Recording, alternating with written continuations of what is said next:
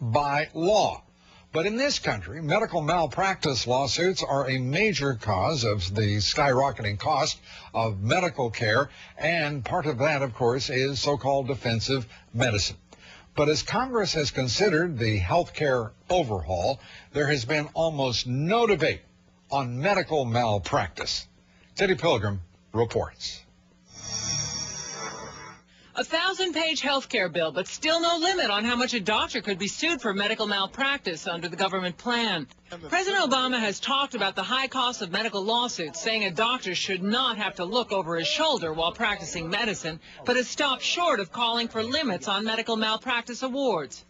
The AMA estimates that defensive medicine, when doctors perform unnecessary tests to protect themselves from potential lawsuits, costs up to an extra $151 billion a year. The Congressional Budget Office found caps on medical malpractice suits could save $4.3 billion from 2010 to 2019.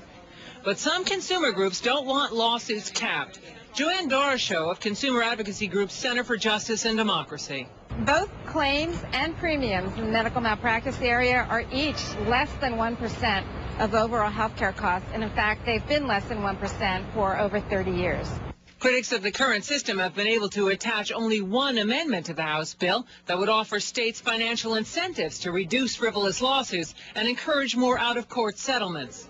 Congressman Michael Burgess says Congress needs to do more. If you're going to talk about major structural health care reform in this country, you've got to include something that deals with the problem with medical liability. So what's absolutely unclear in the bill that we have before us, what will happen is doctors will continue to be sued just as they are now. Congressman Burgess tried to attach a limit on medical malpractice awards against doctors in the health care bill last week, but it was defeated.